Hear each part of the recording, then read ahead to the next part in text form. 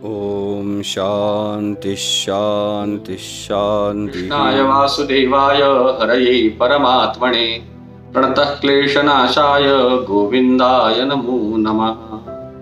गोपाल कृष्ण भगवान की जय। श्री गणेशाय नमः। श्री सरस्वत्यै नमः। श्री गुरुभ्यो नमः। गरुड पुराण अध्याय क्रमांक 6।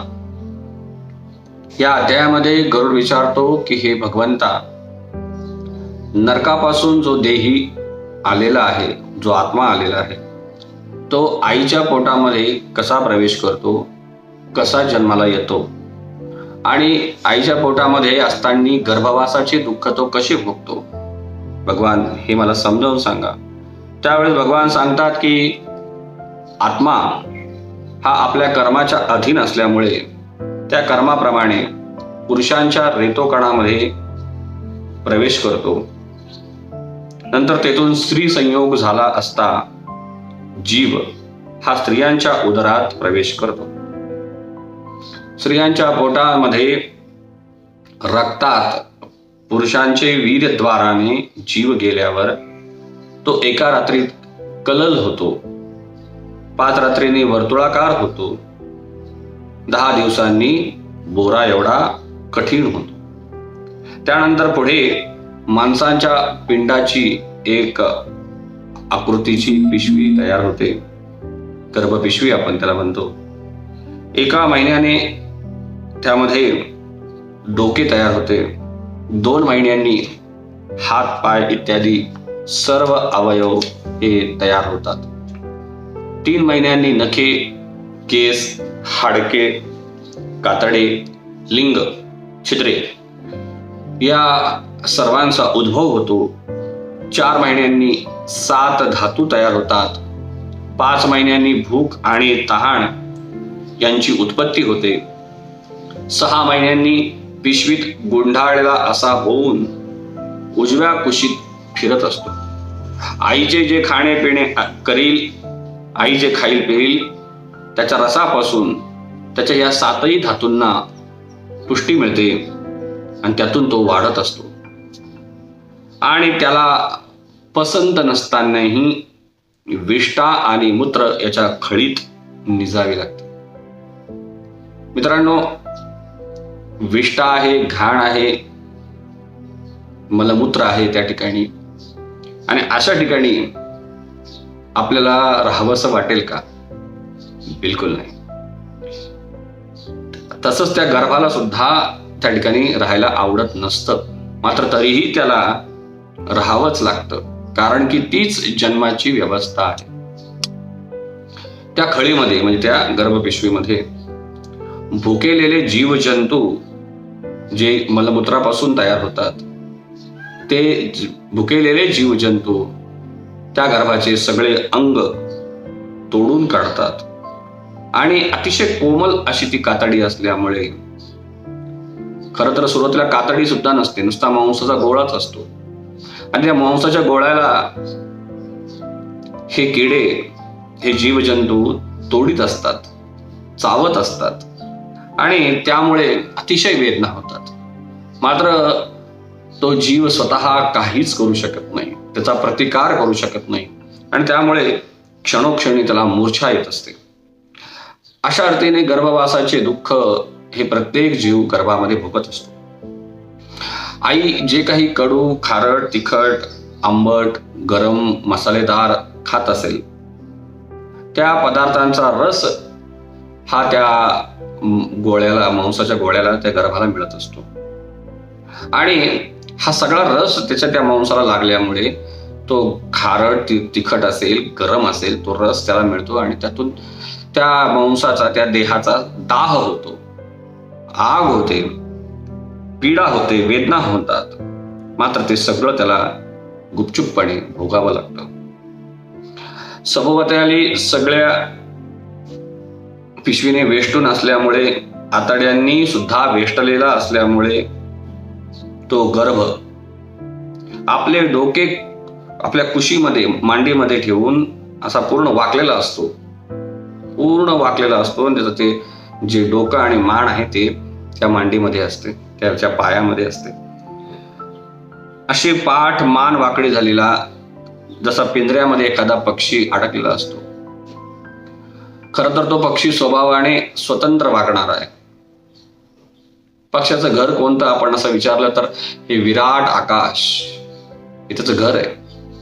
आणि तो वाटेल तिकडे हवेमध्ये, आकाशामध्ये मुक्तपणे आनंदाने उडत असतो. तो त्याचा आनंद आहे. एका ठिकाणी तो राहू शकत नाही. तसंच मनुष्याचं आहे. खरं तर मनुष्य हा स्वतः आत्मस्वरूप आहे.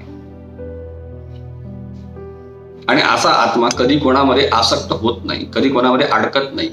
म्हणजे तो पूर्ण स्वतंत्र आहे. असा असतानाही त्याला आज ह्या गर्भामध्ये, गर्भपिशवीमध्ये एकदम बांधल्यासारखं अडकून राहावं लागतं. त्याला हालचाल सुद्धा, इकडून तिकडून हालचाल सुद्धा त्याला करता येत नाही. अशा अर्थाने एकदम जखडून असतो. ह्या खूप गर्भवासाच्या वेदना आहेत. मित्रांनो, असं म्हणतात की नरक वासाच्या ज्या वेदना आहेत, ज्या यातना आहेत, त्याच यातना गर्भवासाच्या सुद्धा आहेत. आणि तेथे पूर्वीच्या अनेक जन्माची स्मृती होत असते. आज जर आपण विचार केला मागच्या जन्मात आपण कोण होतो, काय करत होतो, आपल्याला ते आठवू शकत नाही. मागच्या जन्माची स्मृती आपली गेलेली असते. मात्र ही स्मृती त्या गर्भामध्ये असताना जिवंत असते. गर्भामध्ये मागच्या अनेक जन्म आठवत असतात आणि खूप मोठे श्वासोच्छवास टाकत, सुस्कारे टाकत तो त्या ठिकाणी दुःख भोगत असतो. त्या ठिकाणी सुखाचा लेश सुद्धा नाही. लेश मात्र सुद्धा सुख त्या गर्भात नाही. तेथे एक खूप चांगली गोष्टी घडते. मी नेहमी सांगत असतो की मनुष्याला स्वतःचं म्हणजे आत्मज्ञान आणि भगवंताचं म्हणजे ब्रह्मज्ञान हे 2 वेळेस होत असतं. आणि त्या 2 वेळा म्हणजे संधी काळच्या वेळा आहेत. पहिली वेळ म्हणजे जन्म घेण्याची वेळ आणि दुसरी वेळ म्हणजे मृत्यू होण्याची वेळ. या 2 वेळेस मनुष्याला आत्मा आणि देह या दोघांचंही ज्ञान होतं. त्या ठिकाणी 7 धातूंनी बद्ध असलेला तो जीव परमेश्वराला हात जोडून प्रार्थना करतो आणि 7व्या महिन्यापासून त्याला जरी पूर्वीचे 100 जन्मीचे ज्ञान झालेले असले तरी सुद्धा थरथर कापत असतो आणि मूत्र, विष्ठा, वसा यांच्यामध्ये पडलेला प्रसूतीच्या वायूने इकडे तिकडे फिरणारा एका जागी स्थिर राहत नाही. त्या ठिकाणी जीव भगवंताची प्रार्थना करतो, हे परमेश्वरा, हे महाविष्णू, मी तुम्हाला शरण आलो आहे. तुमच्याच मायेने पुत्र, मित्र, कलत्र, बंधू, देह, गेह याचा अभिमान मी करून राहिलो, यांच्यामध्ये आसक्त मी राहिलो आणि संसार चक्रात भ्रमत राहिलो, फिरत राहिलो. परिवाराचे पोषण करण्यामध्ये मी अनेक वाईट कर्म केली. संपूर्ण जीवन मी माझं आयुष्य आराम करण्यामध्ये, भौतिक सुखामध्येच घातलं. ज्यांच्यासाठी मी कष्ट केले ते परिवारजन आता माझ्या बरोबर नाहीये. मी एकटाच गर्भवास भोगतोय आणि ते परिवारातले लोक मात्र मला अग्नीच्या स्वाधीन करून माझा देह जाळून निघून गेले. आता या गर्भातून बाहेर पडल्यावर मी तुमच्या चरणाचे स्मरण करीन, तुमच्या शिवाय मी राहणार नाही. आणि मी असा उपाय करीन की जेणेकरून तुमची कृपा माझ्यावर होईल आणि मी मोक्ष प्राप्त करून घेईल. ही प्रार्थना आपण कुठे करतो? गर्भामध्ये. बाहेर आल्यावर मात्र ही प्रार्थना, हे भगवंताला दिलेलं वचन आपण विसरून जातो आणि या संसाराच्या मायेमध्येच आपण गुरफटून जातो. भगवंता, या ठिकाणी एक विष्ठा आणि मूत्र याचा एक मोठा खाडा आहे आणि त्यात मी पडलो आहे. गर्भपिशवीच्या जवळच जठर असतं. आईला ज्यावेळेस भूक लागते त्यावेळेस जठराग्नी प्रदीप्त होतो आणि त्या जठराग्नीच्या सगळ्या झळ्या त्या गर्भाला लागतात आणि त्या जठराग्नीने मी जळत आहे. इथून निघण्याची माझी इच्छा आहे, लवकरात लवकर निघण्याची, पण केव्हा बाहेर पडेल हे मला माहित नाही. हे दयाळू परमेश्वरा, असे हे उत्तम ज्ञान तू मला दिले, तुलाच मी शरण येतो. आता पुन्हा हा संसार मला प्राप्त न हो भगवंता, कारण भगवंता संसार हा खूप जटिल आहे. संसाराला समुद्र म्हटलंय. समुद्र जसा खोल आहे, समुद्राचा तळ जसा लागत नाही तसा संसाराचाही तळ लागत. विचारांचं इतकं जाळ आहे, इच्छेंचं इतकं जाळ आहे, काम क्रोध लोभाचं इतकं मोठं जाळ आहे, यामध्ये मी अडकलो. संसारामध्ये कोण माझं होतं? कोणीच तर माझं नव्हतं, मात्र मी मानलं. ते माझे आहेत हे सत्य नव्हतं, मात्र मी केवळ मानलं होतं. त्या मानल्यामुळेच मी त्यांच्यात अडकलो. परमेश्वरा, या संसारातून मला वैराग्य कधी प्राप्त झालं? आयुष्यभर मी काम भोगला, मात्र कामातून माझी सुटका कधी झाली नाही. कामातून तृप्ती कधी झाली नाही. छोट्या छोट्या कारणावरून मी क्रोध करत राहिलो. जणू काही परिस्थिती आणि व्यक्ती माझ्याच ताब्यात असली पाहिजे असाच मी विचार करत राहिलो. मात्र परिस्थिती आणि कोणती व्यक्ती ही आपल्या ताब्यात कधीच राहू शकत नाही. ती प्रकृतीच्या अधीन आहे. सत्य मला उमगायचं, समजायचं, मात्र ते वळत नव्हतं. कळत होतं, मात्र वळत नव्हतं. आणि मनाच्या मार्गी गेल्यामुळे मी नेहमीच दुःख भोगत राहिलो. त्या मनावर माझा कधीही विजय प्राप्त मी करू शकलो नाही. या मनानेच मला नेहमी बंधनात टाकलं. ह्या मनानेच आता मी पुन्हा जन्म घेत आहे. परमेश्वरा, ह्या मनावर मी विजय कसा मिळू? मी शांत कसा होईल? मी निर्विचार अवस्था कशी प्राप्त करेल? मला काहीच कळत नाही भगवंता. मात्र या गर्भातून बाहेर पडल्यावर तुमच्या चरणाचा मी आश्रय करीन, तुमची भक्ती मी करीन आणि संसारातून मी माझा उद्धार करून घेईन. अशा प्रकारे तो गर्भ, प्रत्येक जीव गर्भामध्ये भगवंताची अशी प्रार्थना करत असतो. आणि मग 10 महिने झाल्यावर प्रसूतीचा वायू त्या गर्भपिशवीत फिरायला लागतो आणि त्याला पूर्ण उलटा करतो. त्याचे डोकं खाली येतं आणि डोकं खाली आल्यानंतर जणू काही एखादा व्यक्ती झाडाला उलटा टांगलाय अशा प्रकारे तो टांगून असतो. आणि मग प्रसूतीचा वायू त्याला बाहेर ढकलण्याचा प्रयत्न करतो. बाहेर ढकलून दिल्यावर खाली डोके घाबरलेला, उत्साहभग्न झालेला आणि पूर्वीची सगळी स्मृती नष्ट झाली. बघा, आईच्या गर्भातून बाहेर येण्याची जी क्रिया आहे ती फार महत्वपूर्ण. एक प्रकारचा तो खूप मोठा अपघात आहे. कारण खूप मोठ्या वेदना आणि खूप मोठे कष्ट सहन करून तो जीव बाहेर येत असतो. आणि या सगळ्या अपघातामध्ये गर्भातली स्मृती नष्ट झालेली असते. गर्भामध्ये जे भगवंताने दर्शन दिलं, गर्भामध्ये जे आत्मज्ञान ब्रह्मज्ञान झालं, गर्भामध्ये भगवंताला जी प्रार्थना केली, जे वचन दिलं, ते सगळं नष्ट होऊन जातं. सगळं निघून जातं आणि पाटीकोरी होऊन जाते. पाटीकोरी होऊन जाते आणि विष्ठा व मूत्र या सहित तो जमिनीवर बाहेर पडतो. पूर्वीचे ज्ञान नष्ट झालेले आहे आणि विपरीत गती प्राप्त झाली. या संसारात शेवटी यावं लागलं, आत्म्याला बंधनात पडावं लागलं. यामुळे अतिशय दुःख होतं आणि त्यामुळं जन्म झालेला बालक हा रडू लागतो. एका अनोख्या जगात तो आलेला असतो. जसं जत्रेमध्ये बालक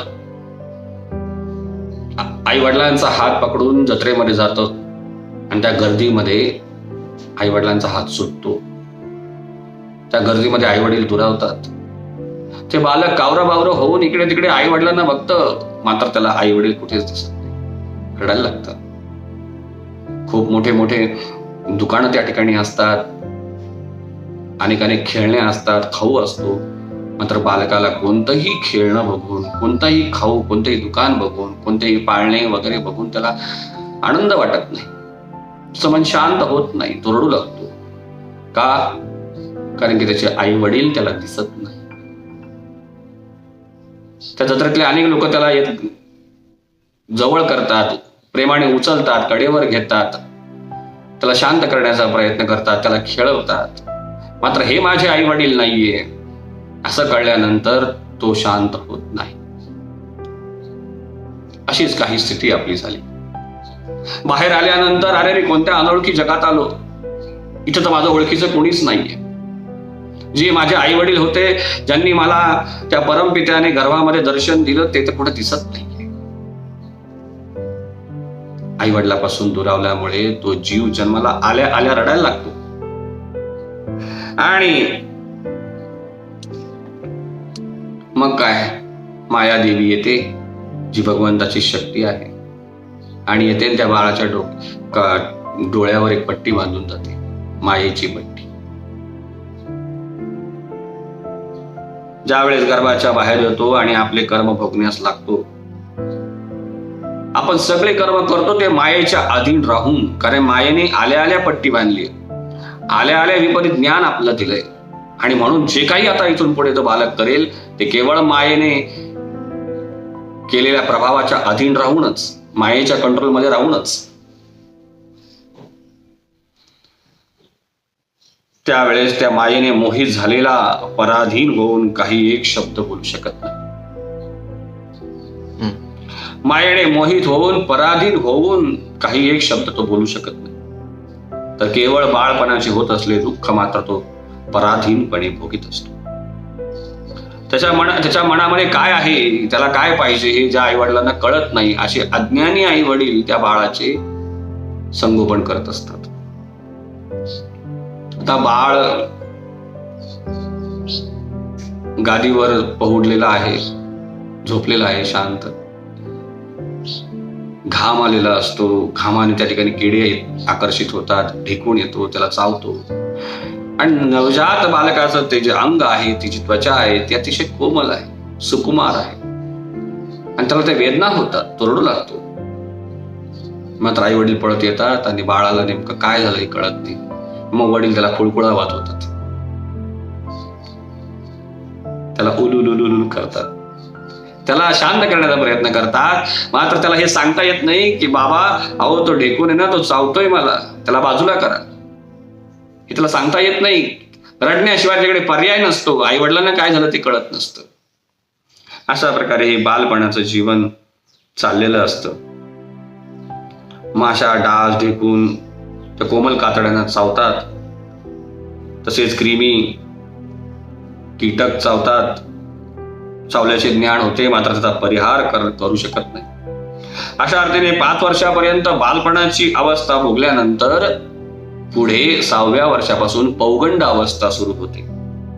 आणि या पौगंड अवस्थेपासून म्हणजे 6व्या वर्षापासून विद्याभ्यास सुरू होतो. आता पूर्वीच्या काही वर्षांपूर्वी शाळेमध्ये 6-7 वर्षापासून प्रवेश व्हायचा, तेव्हापासून अभ्यास सुरू व्हायचा. मात्र आज मुलांना 3 वर्षापासूनच नर्सरी सुरू झाली है ना. खर तर भगवान श्रीकृष्णांचं चरित्र बघितल्यानंतर आपल्याला कळतं की 11व्या वर्षी ते सांदीपनी ऋषींच्या आश्रमात गेले, आणि या 11व्या वर्षापर्यंत ते केवळ खेळत होते, बागडत होते, निसर्गाला जवळून अनुभवत होते. आज कमी वयामध्ये मुलांवर शिक्षणाचा बोजा दिला जातो. मुलांच्या पाठीवर एवढं दप्तर आहे जेवढं त्यांचं वजन नाहीये. आणि अशा अवस्थेमध्ये मुलांचं बालपण हिरावून घेतलं. बालपणच राहिलं नाही.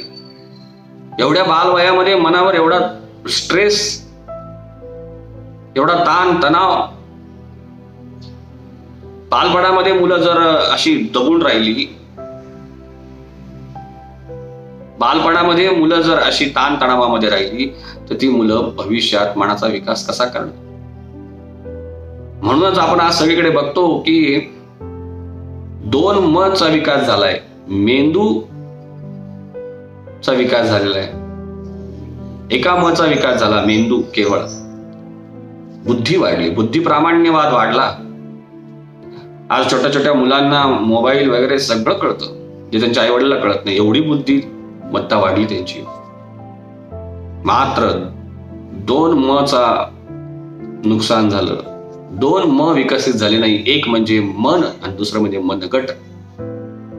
आज पुढे कुस्तीचे आखाडे, आज पुढे खेळण्यासाठी मैदान, आणि जिथे मैदान आहे तिथे मुलं नाहीये खेळायला, त्यांना वेळच नाहीये.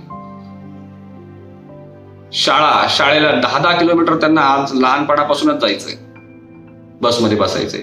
बस कधी येते सकाळीच 6:30-7लाच. खरं तर 11 वयापर्यंत मुलांनी जास्तीत जास्त झोप घेतली पाहिजे. कारण की बालपणामध्ये कफ प्रकृती असते 11 वयापर्यंत, आणि 11 वयापर्यंत कफ प्रकृती असल्यामुळे मुलांना जास्तीत जास्त झोप मिळाली पाहिजे. आणि निसर्गतः पण आपण बघतो लहान मुलं निसर्गतः खूप जास्त झोपतात, कारण की निसर्गाला ते पाहिजे. जर ते बालक जास्तीत जास्त वेळ झोपलं तर ते त्याच्या नैसर्गिक वृत्तीशी जोडलं जाईल. मात्र आम्ही त्याला 6:30लाच बसमध्ये बसवतो. 10 किलोमीटर प्रवास करून तो जातो. मेंदूचा विकास झाला. नंतर संध्याकाळी आल्यानंतर ट्युशन, हा कोर्स तो कोर्स. मुलांना पालकांना खूप अपेक्षा आहे आपल्या मुलांकडून. त्यांनी हे केलं पाहिजे, ते केलं पाहिजे. शेजारच्या मुलांनी हे केलं, माझ्या मुलांनी काहीच नाही केलं, असं म्हणून त्याला आपण हे शिक, ते शिक, ते शिक करत राहतो. त्यामुळं मैदानं ओस पडली. त्यामुळं शारीरिक विकास झाला नाही, मनगटाचा विकास झाला नाही. दुबळी मुलं झाली. छोट्या छोट्या मुलांना चष्मे लागलेत. ही पौगंड अवस्थेचं दुःख हा भोगावं लागतं. विद्या अभ्यास करणं हे सुद्धा एक दुःखच आहे. त्यानंतर तरुणावस्था सुरू होते. 16वं वरीस धोक्याचं असं आपण म्हणतो, ती तारुण्यावस्था सुरू होते. आणि सगळ्यात भयानक काळ हा तारुण्यावस्थेचा, कारण की मायेचा प्रभाव सर्वात जास्त हे तारुण्यावस्थेत असतं. कारण या वयामध्ये दांभिकपणा वाढलेला असतो, अहंकार वाढलेला असतो. तरुण अवस्थेमध्ये दुर्व्यसन लागतात. मुलं, बरोबरीची मुलं, बुद्धीचा विकास झालेला आहे, स्वतंत्रता थोडी जास्त मिळालेली आहे, कॉलेजला जाऊ लागलेले आहे, आईवडिलांचं लक्ष कमी झालंय, आणि संस्कार बालपणापासून मिळालेले नसतात. शासनाचाही सरकारचाही धाक नाही, आणि मग मुलं व्यसनाकडे वळतात. तंबाखू, सुपारी, गुटखा, सिगारेट, दारू, चरस, गांजा, अफीम, कोकेन, नको नको ते व्यसन मुलांना जडतात. नीच पुरुषांशी संग जोडतो. चांगल्या लोकांशी संगतीत राहणं हे फार अवघड आहे. वाईट लोकांच्या संगतीत माणूस लगेच राहतो, लगेच जुळतो. शास्त्र आणि सत्पुरुषांचा तो द्वेष करू लागतो. परंपरा, संस्कृती, धर्म तो काही मानत नाही. संस्कार त्याला नको वाटतात. कोणत्याच प्रकारच्या मर्यादा त्याला नको वाटतात. आई वडिलांचा आज्ञा पालन सुद्धा त्याला नको वाटतं. अशा प्रकारे काम भोगण्यात लंपट बनतो, कामुक बनतो. कामवासना जागृत झालेली असते. आपल्या विषयांवर, आपल्या ज्ञानेंद्रियांवर, कर्मेंद्रियांवर कोणत्याही प्रकारचा ताबा त्याचा राहत नाही. आणि जास्तीत जास्त या काळामध्ये हा तरुण मनाच्या मागे जात असतो, मनाचा गुलाम झालेला असतो. स्त्री हा पदार्थ भगवंताच्या मायेने निर्माण झालेला आहे. भगवंताची ती माया आहे. तिला पाहून संस्कार नसल्यामुळे, आध्यात्मिक साधना नसल्यामुळे जितेंद्रिय राहू शकत नाही, इंद्रियांवर ताबा ठेवू शकत नाही. तिचे हाव भाव, कटाक्ष, तिच्या स्नेह वंचना, तिचं हास्य याने तो लुप्त होतो. आणि जसा अग्नीत पतंग पक्षी पडावा, तसा हा नरकात जाऊन पडतो. तरुणावस्थेमध्ये 5 इंद्रियांचे 5 विषय आहेत, आणि हे 5 इंद्रिय जास्तीत जास्त ऍक्टिव्ह झालेले असतात. हे 5 विषय कसे आहेत बघा. 5 ज्ञानेंद्रिय आहेत जे ह्या चेहऱ्यावरच आहेत. 1, 2, 3, 4 आणि 5. कान, नाक, डोळा, त्वचा आणि जीभ. कान हे इंद्रिय आहे, त्याचा विषय आहे शब्द म्हणजे ऐकणे. डोळा हा एक इंद्रिय आहे, त्याचा विषय आहे रूप म्हणजे बघणे. त्वचा हा एक विषय आहे, इंद्रिय आहे, त्याचा विषय आहे स्पर्श. नाक हे एक इंद्रिय आहे, त्याचा विषय आहे गंध म्हणजे वास घेणे. आणि जीभ याचा एक विषय आहे चव घेणे. तर अशा प्रकारे हे 5 इंद्रिय आणि हे 5 इंद्रियांचे विषय. आता हे इंद्रिय इतके पॉवरफुल झालेले असतात की ते पूर्ण माणसाला बहिर्मुख बनवतात आणि ह्या जगामध्ये पळवतात. जास्तीत जास्त विषय भोगण्याचा प्रयत्न करतात. जास्तीत जास्त बघणे, जास्तीत जास्त ऐकणे. बघणे काय? अश्लील दृश्य जे आपले काम, क्रोध, लोभ वाढवतील, विकार वाढवतील असे दृश्य बघायला आवडते. कानाला काय ऐकायला आवडतं? स्वतःची स्तुती, दुसऱ्याची निंदा, आत्मस्तुती, परनिंदा हे कानाला आवडतं. जास्तीत जास्त कान आपलं ते करायला लावतं. जिभेला वेगळ्या चव घ्यायला आवडतात. मग नुसतं हे खा, ते खा, ते खा. आणि जिभेचा अजून एक विषय बोलणे. माणसाला बडबड करायला फार आवडते आणि मग त्या शब्दातून आपण दुसऱ्याला कधी दुखावतो, कधी त्याला शिवी देतो, कधी त्याला धमकी देतो, कधी वाईट बोलतो, कधी कुचकं बोलतो, कधी त्याची निंदा करतो, कधी आडवं बोलतो. आणि त्वचेला स्पर्श खूप आवडतो आणि या स्पर्शासाठी ही त्वचा आपल्याला बाहेरच्या जगात पळवते. नाकाला वास खूप आवडतो. मग वेगवेगळे अत्तर असतील, वेगवेगळे फुलांचे वास असतील, वेगवेगळे पदार्थांचे वास असतील, ते जास्तीत जास्त घेण्यासाठी नाक आपल्याला या संसारात जास्त पळवतं. आणि हा सगळा वेळ, सगळा पैसा, सगळी शारीरिक, मानसिक, आत्मिक ऊर्जा सगळी ह्या विषय भोगण्यामध्ये जाते. आणि हे विषय आपला कसा नाश करतात हे मी तुम्हाला एक एक उदाहरण देऊन सांगणार आहे. एक प्राणी आहे ज्याचं नाव आहे हरिणी. हरिणाला कसं पकडतात तुम्हाला माहिती आहे? जंगलामध्ये हरिणाला पकडायचं असले तर एका झाडाखाली सुंदर असं वादन केलं जातं, सुंदर असं संगीत लावलं जातं, बासरीचं संगीत लावलं जातं. आणि त्या ठिकाणी ते संगीत ऐकण्यासाठी, ते शब्द ऐकण्यासाठी लांबून लांबून हरिणं गोळा होतात. हरणाचा कळप गोळा होतो आणि त्यांना पकडण्याची योजना त्या ठिकाणी केली असते. कडेने जाळी लावलेली असते. त्या जाळीमध्ये त्या गायनाच्या दिशेने, त्या आवाजाच्या दिशेने ते प्रवेश करतात आणि मग ती जाळी उडून घेतली जाते. त्या जाळीमध्ये हे हरणं अडकतात. त्यानंतर म्हणजे याचा अर्थ हरिण हा मेला केवळ कानामुळे, एका इंद्रियामुळे. दुसरं उदाहरण आहे हत्तीचं. हत्तीची कातडी जाडी भरडी असते, त्यामुळे त्याला कोमल स्पर्श, त्वचेचा स्पर्श खूप आवडतो, हत्तीणीचा स्पर्श खूप आवडतो. आणि मग अशा वेळेस त्या हत्तीला पकडताच कसं? एका झाडाजवळ एक मोठा खड्डा केला जातो. त्या खड्ड्यात पूर्ण गवत भरलं जातं की जेणेकरून हत्तीला कळणार सुद्धा नाही की या ठिकाणी खड्डा केलेला आहे. आणि त्या खड्ड्यावरच एक गवताची हत्तीण करून बांधली जाते आणि त्याला वाटतं की ही हत्तीणच आहे. तो त्या ठिकाणी येतो. त्या हत्तीणीला अंग घासण्यासाठी. मात्र तो ज्यावेळेस त्या खड्ड्यावर उभा राहतो त्यावेळेस त्याच्या वजनाने ते गवत खाली जातं. तो हत्ती सुद्धा खाली जातो खड्ड्यामध्ये आणि मग वरून जाळं टाकून त्याला बाहेर ओढलं जातं. अशा प्रकारे हत्ती केवळ मरतो ते केवळ त्वचेमुळे. पुढचा एक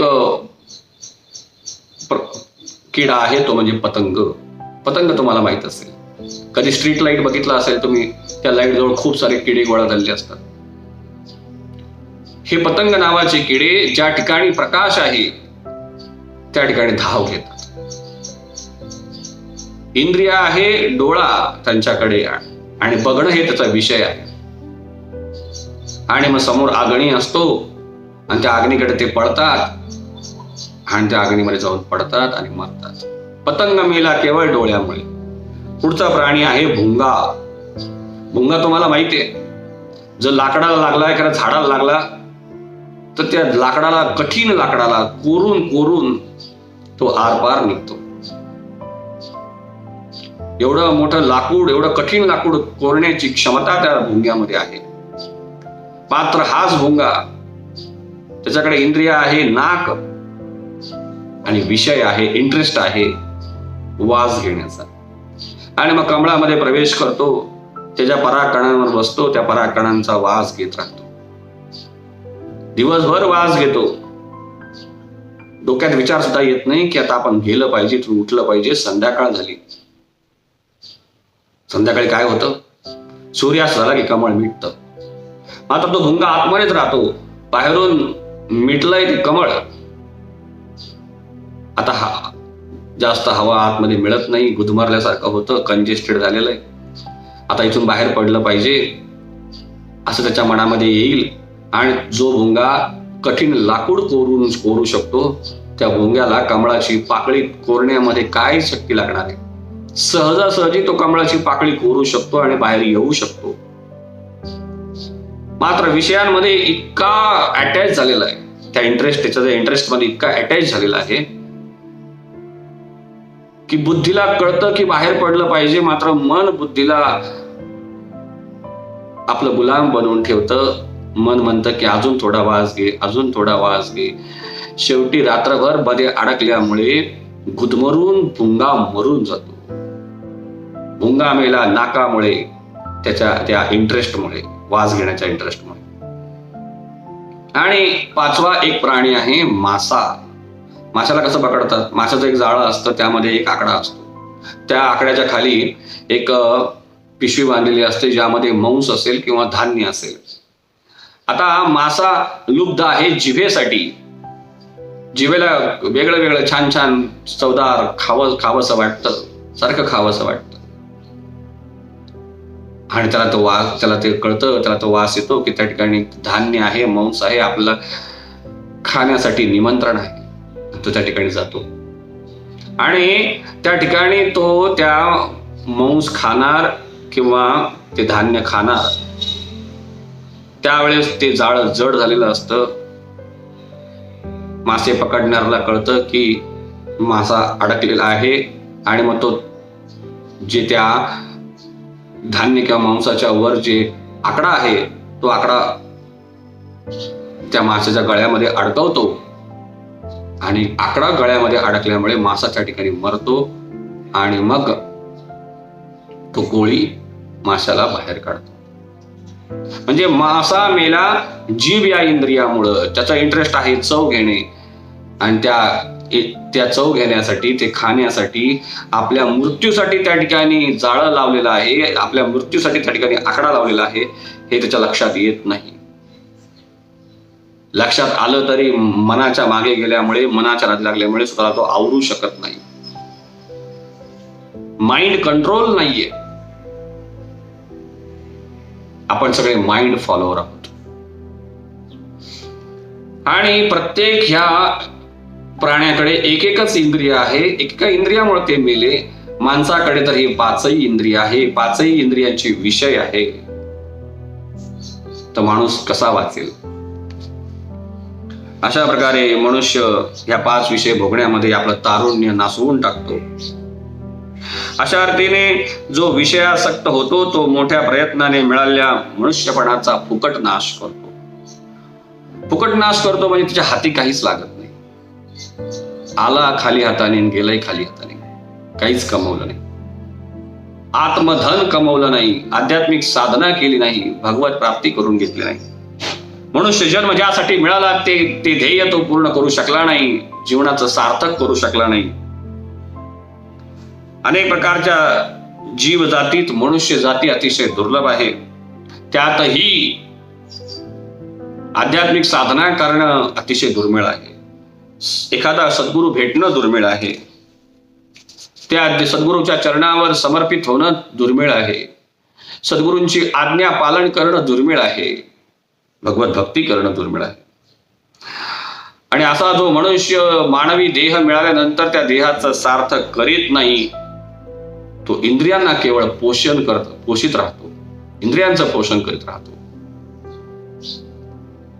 आणि अशा या मनुष्याने आपल्या हातात आलेलं मानवी जन्मरूपी अमृत बेसावधपणे सांडून दिलं, फेकून दिलं असंच समजावं.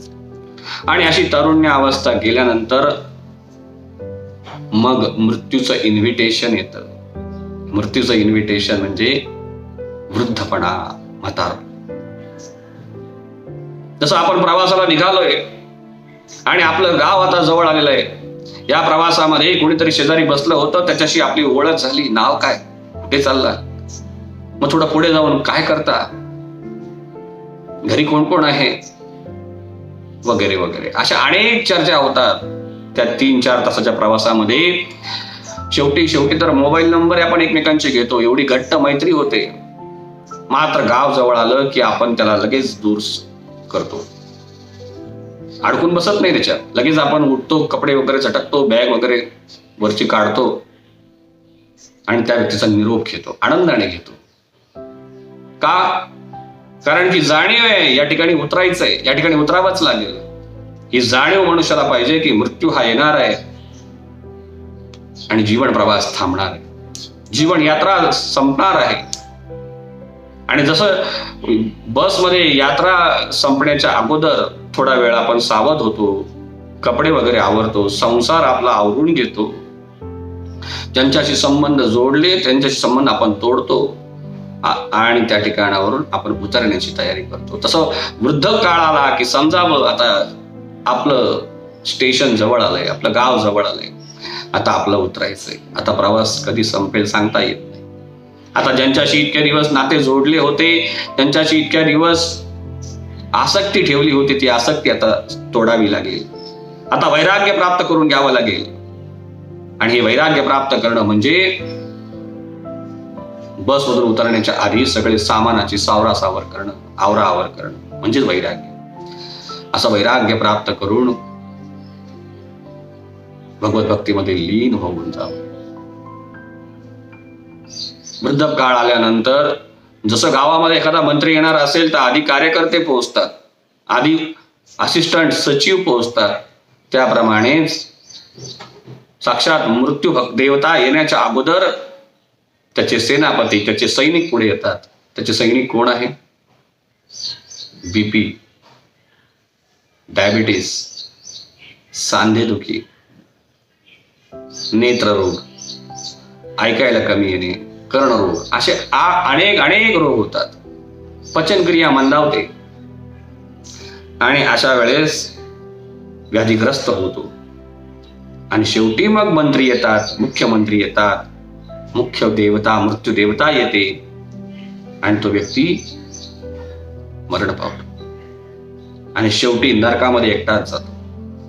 अशा अर्थाने पापी लोकांचे येणे जाणे या क्रमाने कर्माच्या पाशात पडून बद्ध झाल्यामुळे माझ्या मायेने, म्हणजे भगवान विष्णू सांगताय, म्हणजे भगवान विष्णूंच्या मायेने मोहित असल्या कारणाने कधी प्रपंचाविषयी विरक्त होत नाही. कधी आपण जीवनामध्ये फुल स्टॉप आणत नाही की बस आता संसार पूर्ण झाला. आजपर्यंत खूप जिवेचे चोचले पुरवले, आजपर्यंत डोळ्याने खूप काही बघितलं, आता मला बघण्याची इच्छा नाही. खूप आशा केल्या, खूप निराशा हाती आल्या, खूप संकल्प केले, खूप ध्येय केले, आता कोणता संकल्प नाही, कोणतं ध्येय नाही, आता कोणती कामना माझ्यात, आता मी तृप्त झालो.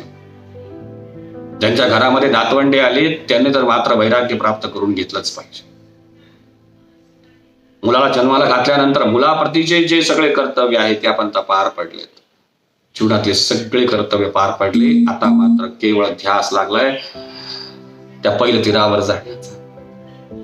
त्या पहिल्या तीरावर भगवान श्रीकृष्ण साक्षात दिसतायत. आता त्यांना भेटण्याची तळमळ निर्माण झाली पाहिजे, जीवनामध्ये तेवढी एकमेव कामना राहिली पाहिजे. अशा प्रकारे आयुष्याची संध्याकाळ आपण यशस्वी केली पाहिजे. भगवान सांगतात अशा अर्थाने पापी लोकांची गती कशी आहे ते सांगितले.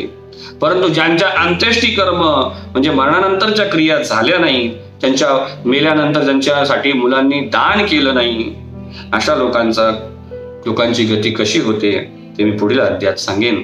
अशा अर्थाने सार्वधारातील गरुड पुराणातील पापी लोकांचे जन्म इत्यादिकांचे दुःख सांगणारा हा 6वा अध्याय समाप्त झाला. गोपाल कृष्ण भगवान की जय.